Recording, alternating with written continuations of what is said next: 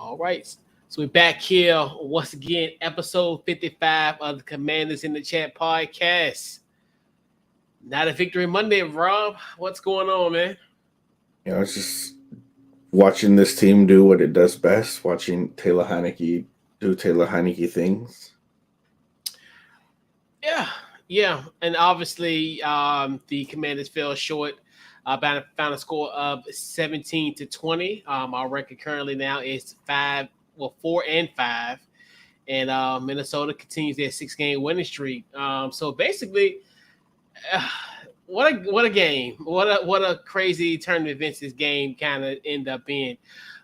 Just your initial thoughts on just this game in general. Um, I commend Ron Rivera for not firing Jack Del Rio when a lot of us, including myself, were yelling for him to be Yeah, fired. Um, I do, however, need Ron Rivera to go ahead and fire Scott Turner. And then after he does that, put in his letter of resignation and let Jack Del Rio take this team over for the rest of the season. Um, Scott Turner's play calling is boring. It's lackluster. It's predictable. And the fact that Kevin O'Connell came in here and got to stick it to the person that didn't want to keep him, I love that for him. I really do. Ron Rivera, he had his game management is without a doubt the worst in the entire league. He is the worst coach when it comes to managing the game. I'm talking timeouts, mm, clock, challenges. yeah, This loss is on him and Scott Turner and Taylor Heineke. yeah. It's one of the ones I'm gonna kind of leave Ron alone. Obviously, dealing with everything he happened this week, so I'm gonna give him a somewhat of a pass this week. But if this persists on Monday Night Football next week, he'll get my full wrath next week. But I save that. Yeah, I think, and it's funny because when we talked, and I'm telling you, because how sometimes in your spirit something tells you something. Like I said them that timeout was gonna bite him in the butt, and actually two of those because at that time that was because obviously remember that questionable third where they were trying to get a play together and then they just called a timeout On the fourth and one. on the 4th and 1. Yeah. So that's why I was like that and then the challenge where in that case where I mean, it was obvious. It was to a point where it was obvious that he was short. I don't see where he saw, and I'm just trying to figure out and this is another thing where we have to. I want to be pulled behind the curtain and wondering who are telling you to make these challenges or not to make these challenges when need be because that was something that I don't even think you need an instant replay to say that he fell short because and we're not rocket scientists. We're just guys with an opinion. But we understand that when your knee is down, that's where the ball is going to be positioned at. Yeah. And he was short of that first down marker based on the rules of the game. So that to me was an elementary call where that was the thing that really one of the key reasons that got them. But I think the ultimate blame has got to be John Ridgeway. I think that play when that happened, and it was oh my god, when that happened, I was like, oh, this game is over because we had a semblance of hope because at first I was thinking come off that 2-minute warning, I'm like, Kirk Cousins just threw the ball. Like, why would he throw the ball? I was like, he's really giving us an opportunity to win this football game, and they Yeah. only shaved 5 seconds off. And I would have, hey, just get the field goal, and then at least with that, you would have had one timeout, and that would have been fine because you would have had maybe about a minute 40-ish, because with the kickoff or whatever. Mm-hmm. But when that play, when he was, and that's one thing. And that's one thing. Like, and I don't know. And I know we probably talked about. I just don't know when, the time, or date, or whatever.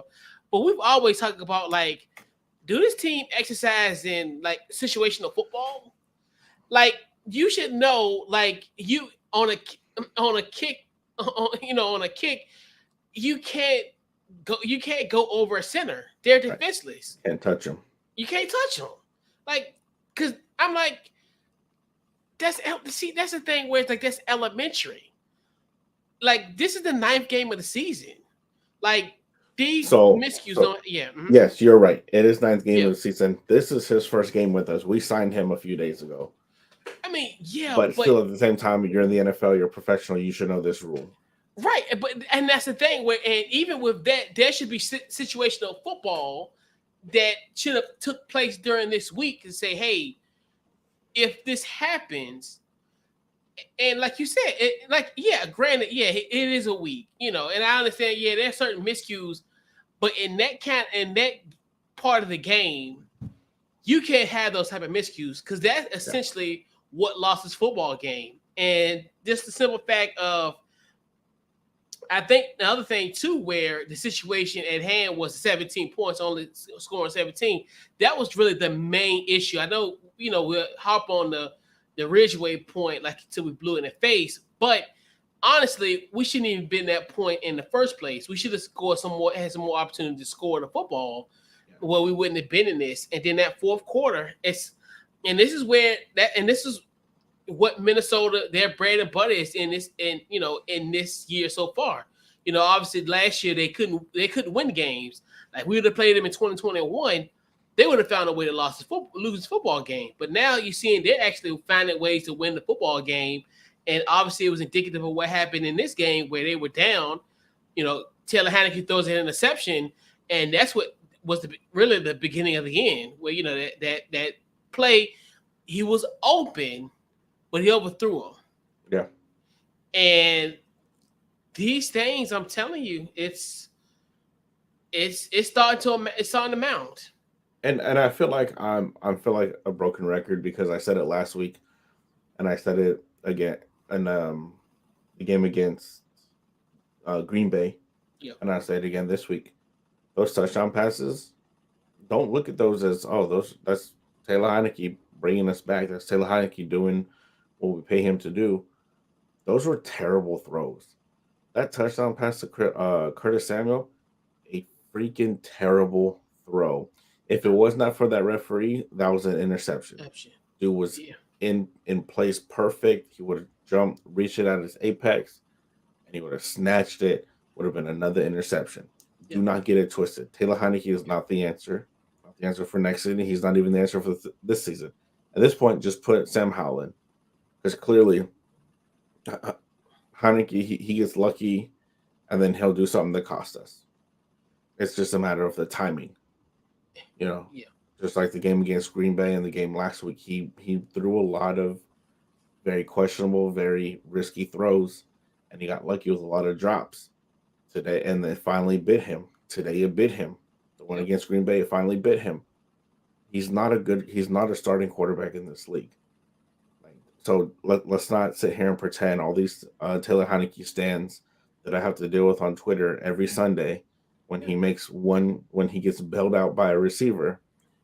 Like, stop playing yourself. He's not a good quarterback. He's not it. They need to move on from him. When Wentz comes back, if he comes back, Wentz needs to be the starter because Taylor Heineke is not it. Yeah, and I think we've both in agreement with that, where we say, hey, he's great for like if you need him, almost similar in this case, where if your starting quarterback goes down for 4 to 6 weeks, he can help you be afloat. And that's the thing where, yes, the team does play with an energy and a spark, but that's going to be for every quarterback, every backup quarterback in this league. Honestly, like we've seen that before, where everybody gets up for the backup quarterback. But the thing about it is with Taylor Heineke, those throws, like that Curtis Samuel one, that was the interception waiting to happen. Because like you said, if that ref wasn't there, that would have been picked off. Because you think to yourself, like, and this is where and this is the things that we talked about last year about Taylor Heineke, where it's like he needs to play within the game and don't be a hero. That's a hero play where you're throwing in triple coverage. This is like that's a classic case of do not try this at home. Kids, don't try this at home. Yeah. Play. Where it's like there's literally the success rate of throwing in triple coverage is damn near next to nothing. But obviously, a situation had to happen with the referee, and so that, and then even going back to last week with the Taylor Haneke and with the um, Terry McLaurin play where Stephon Gilmore literally had that ball from the jump, and luckily, Terry had the wherewithal, the strong arm. Yeah.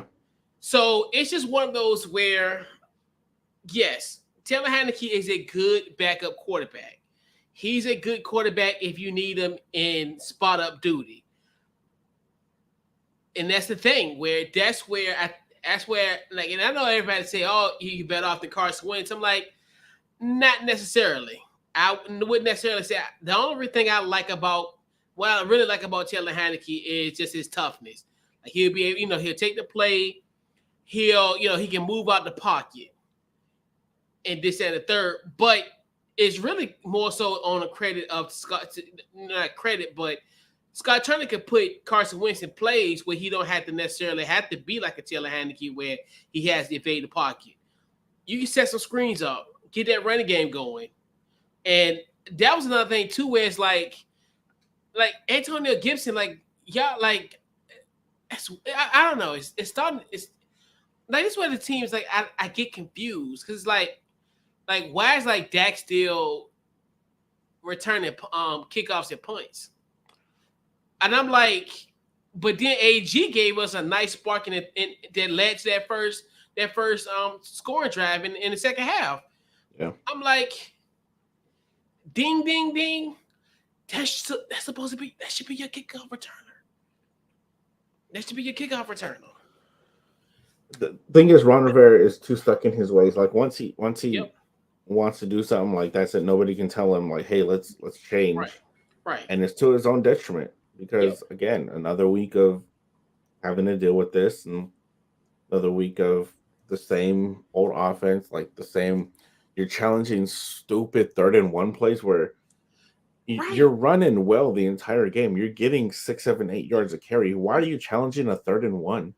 And your defense is playing good. And your Defense defense was playing playing good. amazing. The only reason I Right. think he challenged that 3rd-and-1 is because the previous 3rd-and-1 that led to a 4th-and-1, um, Scott Turner called a stupid pass play, a bootleg. Why? When it was literally less than half a yard. What are we doing? Right. And I think that's why I challenged it. And if you have that much distrust in your offensive coordinator, fire him. Right. You have the NFC Special Team Player of the Month. I'm sorry, Ralph. I mean, hey, look, the season's But been at that least we bad. get Hey, something. I always gotta have a glass half full type perspective in life. So, hey, hit me on that one.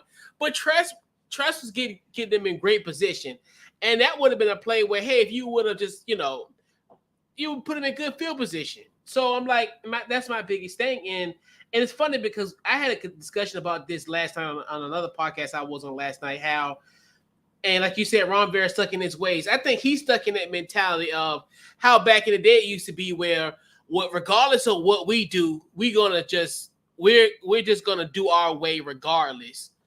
And that way doesn't work anymore. Like and Fresh Swoop made a great point about it. I listened to him on the post game today. You have to adjust to the matchups that you're playing against. Like you have to realize you have mismatches. And I think to me, the biggest mismatch is probably was that linebacker core. Like on Minnesota side, I think we really could have took advantage and got that running game a little bit more running. I mean, not a little bit more running, but more running plays. When I think we definitely, you look at, because they got us, on that first layer of protection. Obviously, you look at like Danielle Hunter, Darius Smith. Like, come on now, like, Yeah. and like you said, and I think, like you said, to your point, Rob, where I think he's in a mode where what we're just gonna do what we want to do, and don't care about the matchup, don't care about how this work in this type of scenario, versus versus saying, hey, this one I got a mismatch. Maybe I need to do this on this play. Maybe I need to do it on that one. That's why I really see a lot, and it's especially what I've seen, obviously this year and in the years before. But yeah, Yeah. It was a tough game to watch. It was a tough last 10 minutes of the game. for sure. Yeah, and that's the thing where, and that's where the thing that got me is almost like Minnesota did it, pulled a us on, pulled a Commanders on us, where essentially you see like that final drive had it was really methodical. They killed the clock. Yeah. They took it, and no, like, what we was really supposed to do in that fourth quarter, and that's where it's just like you see now where, um, just the simple fact of that, and people say, well, even though you lost to a Minnesota team, they're the second best team in the conference, but in the same token, you can't like, and this we talked about even when we was at 1-4. You're at 1-4. There, you have to win games. You are on a downhill slope. You put yourself in a position where every game from that Tennessee game is a damn near must win. Yeah. So a game like this is a heartbreaking in nature, and it's not like a moral victory or half glass full. No, you've already had gimmies Detroit, gimmies Tennessee, gimmies Philly, gimmies Dallas. You've had those games and those opportunities where it's like, this kind of type of game, you have to win. You have to win, and you have to win these football games, because at the end of the day, if you want to be a playoff team, you gotta be the team like the Minnesota Vikings, because you could potentially see them. Yeah. They could be a wild card opponent potentially. So, yeah. And like I said, this is like we said, and we talked about it on Thursday, Rob, where it's a prove it game. What did you prove? What did they prove? Prove that Exactly. you can hang with people.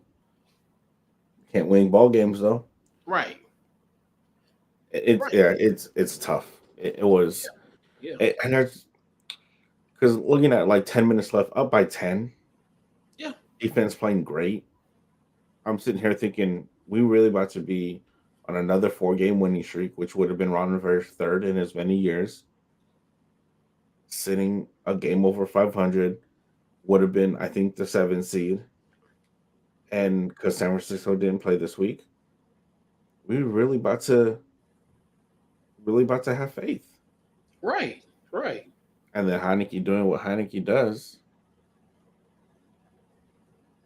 At this point, I don't even think, because Chase Young might actually play Monday night. Ron Rivera said there's a chance he could play Monday night. But at this point, I would say, why? Right. Why have him come in and play? The season's pretty much done. Yeah. I don't think Philly's the best team in the league, but at the same time, we're not competing with them. Yeah. We're gonna get blown out again. So why risk him? Just sit him for the season. Montez Sweat, Jonathan Allen, Deron Payne, they're playing great. Just let the defense keep playing how they're playing. Hopefully the next head coach can either keep Jack Del Rio or bring someone in better who can do something with it. But no point in bringing Chase Young in and risking another injury. Yeah. And that's the thing where it's like, because you think about it, if you lose to Philly next week, you're 4-6, you're 0-3 in the division. You damn near can put a pin in this season, because at the end of the day, especially when you have with everybody else in the division has a winning record, and everybody keep on thinking, well, the path for us to go to playoffs. Okay, yeah, you might have to worry about Seattle, because Seattle might be the wild card team potentially, coming out the West, or they could at this point they're currently leading. Yeah. But that's the thing where you still would need help within your division, and like to me, if you're not going to be, you're not going to compete for a wild card the way these other teams in this division is playing, and you're 0-3, and you think about, even at that point, if you lost 6 games, and obviously, Philly, they are pretty much, we wouldn't even, be in contention to even win the East anymore, because, they would have a 6-game lead on us. Who have what? With 7 games left? So that race is over. And then, the You still got to deal with the Giants and the Cowboys, and even if you would have beat the Giants twice, coming off the bye week, you still got game. You still got to have a lot of gain to ground. So it's gonna be it's an uphill battle, and like you said, and I wouldn't want to put Chase in that predicament because what is he playing for? And I know he wants to play. He's anxious because that's in his DNA. But at the end of the day, we ain't playing for nothing. We're not. Like we're just playing. So get yourself ready. Get ready for the off season and a new ownership. So I think that's the And only reason why I'm like kind of happy this week. I don't yeah, know, but honestly, like when they said today, like it could be this sale could be done by as early as March for the owners meeting. I'm like, wow. do you I'm see like, the possible ownership group though? yeah, In Jeff Bezos, Jay-Z, and KD. yeah, and so yeah, I seen that. I seen Kevin Durant. Like, oh, okay. So funny. And I find it's all funny because we talked about the Jay-Z situation like last year. Mm-hmm. That's how I Yeah, found it all funny, like how everything is like kind of coming full circle. yeah. Like we really was talking about like Jay-Z, potentially being, potentially having interest at that time for the team. So yeah, it's gonna definitely be very interesting. Yeah, and I hope. I mean, I just hope it gets done sooner rather than later. Give him his Yeah, $7 billion. that's true. Considering the fact he bought it for what 800 million, just under. Man, Hmm. good for him. I know, great for him because he'll cash in because he'll get about 7 million. He'll be all right. Yeah. He'll be totally fine. He can. That's enough money that he can do. You know, he can shut down the science museum again, like he did. Let me be quiet. Yep. But anyway, I don't think he did that. And I remember there was a rumor when he was here in Richmond. He won. I don't think they did it though. But I know there was a rumor circling around that he was trying to close the science museum down so his child can go. Um, I think that's a rumor, but I just don't. I wouldn't be surprised though. I wouldn't be surprised either. I know, and I know how accommodating the city was. I guarantee you, if the request was given, oh, he would have got full. He would have got what he wanted. Yeah. They the city the city got fleeced on the Redskin deal. I ain't gonna front like they do. They paid for them for a facility and they paid for their room, like for their lodging during the whole time. I'm like, dude, everybody was like, what is the city getting out of this? Yeah. Nothing. But yeah, man. But yeah, this type one of those last stuff that really stings because it's just like, man, you gotta win these type of games. Like Yeah. if you want to be a playoff caliber team, you got to win these type of games. Like you, it's And just like, it sucks because, again, just like we said last week, the two phases of the game are being played very well: defense and special teams. yep, Offense is just they'll have one or two good drives, maybe one good quarter, and that's it. And they'll yep, falter when it matters the most. And again, Heineke did it again today. yep. Yeah, and that's where it's like and that's one thing too where we just keep it a buck when it comes to Taylor Heineke. Granted, yes, great backup quarterback, and he's good when you need him in a pinch. But relying on him as starting quarterback week in and week out, it's not gonna happen. Like, yeah, the offense is gonna be good for a few weeks here and there, and it's gonna get stalled out. And now the curious thing I want to see is now because I think to me, Taylor Heineke, his biggest game is going to be Monday Night Football, where I think essentially he has to have a good game and or win this football game in order for him to be considered the quarterback going forward. I definitely don't think obviously after the Monday Night Football game we'll go to Houston. I could definitely see Carson Wentz coming back in that Houston game. I mean, because to me, Carson Wentz playing for his job on Yeah. Monday night. I think he's playing for his career at this point. Yeah, I mean, yeah, probably as a starting quarterback. Because I think he'll Because I like we talked about the other day, like Chase Daniel. If he's still getting checks in the NFL as a backup, that's true. Taylor Heineke, I think he's gonna be all right. He'll be all right. I think he'll stick around. Like you said, I don't necessarily think his days as a starter are gonna be definitely numbered, but I can see you hang around for a few years. I don't think he's gonna have like a longevity like a Chase Daniel, but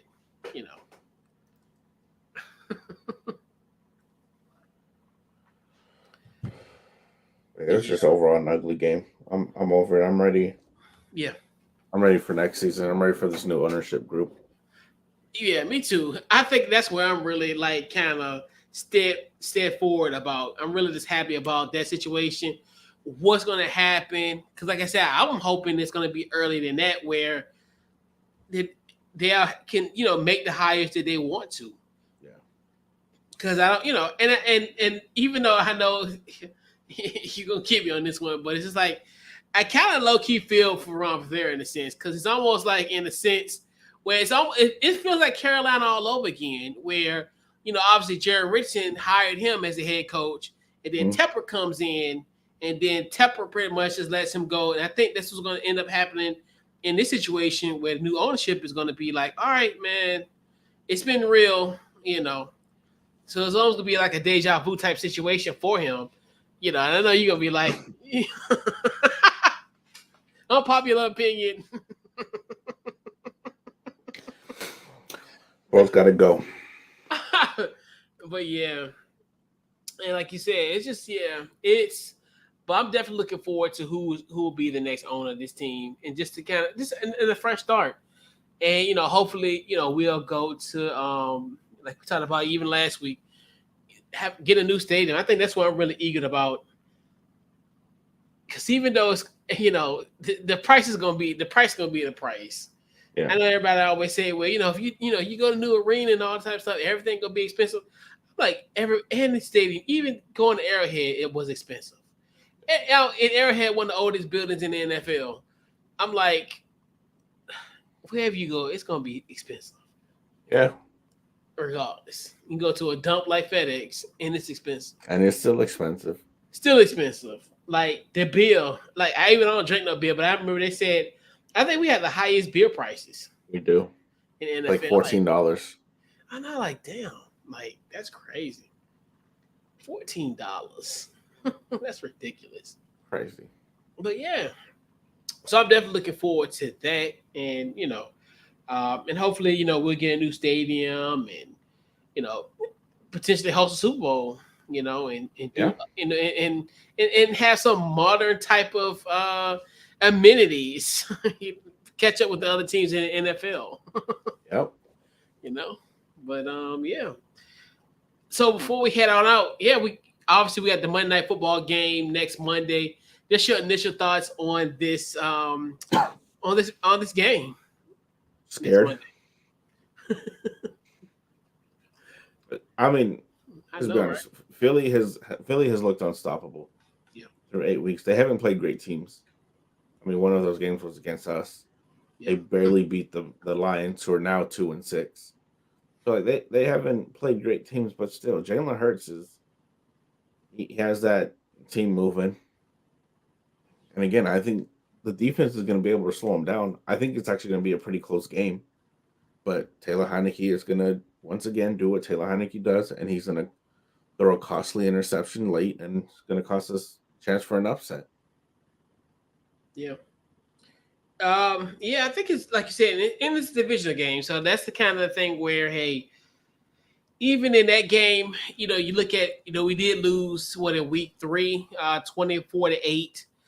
And pretty much all their points were scored in that first quarter, in that first half. So, we was able to stop them in the second half, and let's go see how this team is different, because we even said even back at that loss, like, hey, we're gonna face a different team, come week 10. So it's like, are we gonna get better as well? So that's the thing where what have we learned in that 7 weeks that we 7 weeks ago when we played them. So it's going to be definitely intriguing, and hopefully be like 2020. Last time we went to Pennsylvania, and on a Monday night, even though we're not gonna play it at 5:30 in the afternoon like we did in 2020, but you know, we want to get the 72 Dolphins. I want to give them a favor. I want to try to get them a holiday gift. At least have early Christmas present. Right. Shout out to Mercury Morris and those guys, and the late Don Shula and all those, and Bob Greasy. We want to give you guys a gift. We want to give you guys your undefeated record to stand for another year at least. So, if we can, we could, So we're trying. We'll do our best.